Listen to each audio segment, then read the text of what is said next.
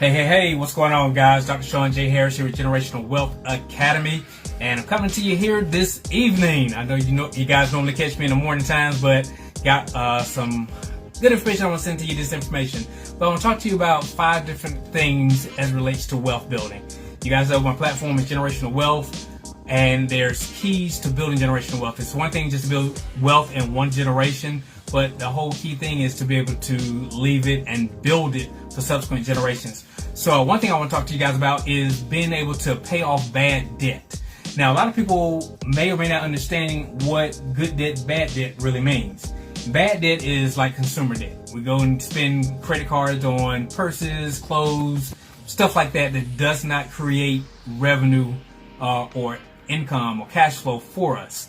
But good debt will be something like buying real estate, for an example. If you buy a piece of property, it's like you can use your money and go buy a car out of your savings. Or you can take that same money and instead buy a income producing asset that will now fund the car. But once you purchase the car, guess what? You still have the asset producing income. So that's how wealthy people, how we operate as far as spending or investing or using our capital to our best advantage. So that's one of the things you want to do. You want to focus on paying off bad debt quickly. And that plays into also having good credit. But a lot of times people want to start working on the credit, but you really can't work on that credit until you get that bad debt paid off and then develop good financial spending habits. Second thing I want to talk about is developing and building a emergency fund, just in case fund. And what that is, you want to be able to put aside at least $10,000. Matter of fact, one of my best-selling books, it's titled Just in Case Money. And in this book, that's what I talk about. You know, we have a spare tire in our car just in case we have an emergency, just in case of a blowout. Well, you got to ask yourself, do I have a just in case income in case I get a financial flat? So one of the key things you want to do there is build up your cash flow to be able to have savings of at least $10,000 in the event of an emergency. I remember when I was in the military, my litmus test was I had to have at least $2,500 in the bank at any given time because that was the going price for a replacement of a transmission. How you doing, Dr. Michelle? So that's one of the things you want to focus on is being able to have that ready reserve. The third thing I would recommend that you do is invest at least 20% of all of your income that you make. Now, a lot of times people say, well, Sean, that's a lot of money.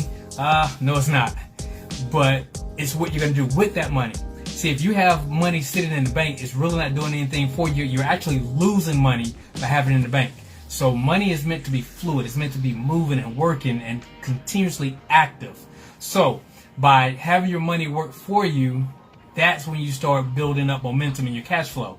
So figure out how you want to invest that 20%.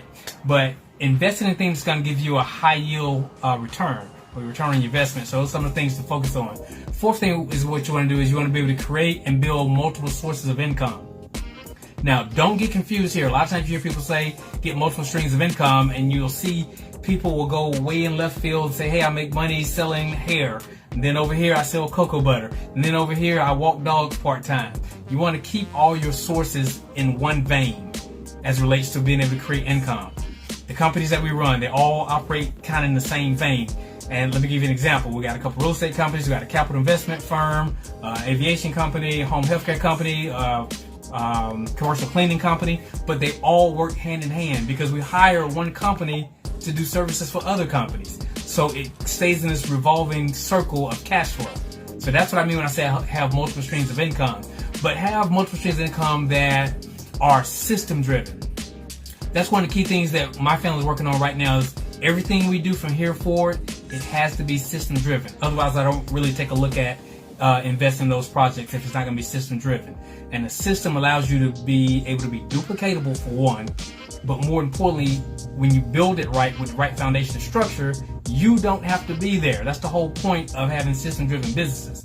Let me show you a great example of a system. No matter where you are, what part of the world you're in, a number one at McDonald's is a Big Mac meal. It's the same no matter where you go. We all know the milkshake machine is going to typically be broke. So again, that's a duplicatable system, and that's what you want to do when structuring businesses. Make it to where it's duplicatable and system driven so that you don't have to be there. And then fifth thing is to invest in passive income. Again, things like real estate holdings, where you don't have to be there, but the cash flow comes. The best way to describe passive income is money while you sleep. One thing with Caden, he gets dings on his phone almost every night, and he literally makes money as an 11-year-old in his sleep. So that's one of the things that we really want to focus on, is be able to build passive income.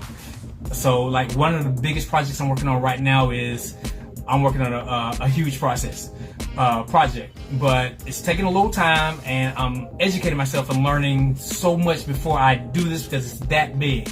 But a lot of you guys, if you know my background, I come from a family of entrepreneurs, and my great aunt and uncle actually owned one of the 2 first black-owned hotels here in Atlanta in the Auburn Avenue district, pre-civil rights era, which was an amazingly hard time to run a business, particularly as black people during that time frame. But they owned a hotel. So I've always kind of had this little itch here and there. It goes away, it comes back, goes away, come back. But it's coming back a little strong right now that I want to bring a hotel back into our family. So it's one thing to invest in a lot of different properties, but one of the biggest rules about real estate investing is it's more importantly how many doors you have than how many buildings you have. I remember early in my real estate game, people would always say, "Hey Sean, how many houses you got? How many properties do you have?" It's not how many properties you have, it's how many doors you have.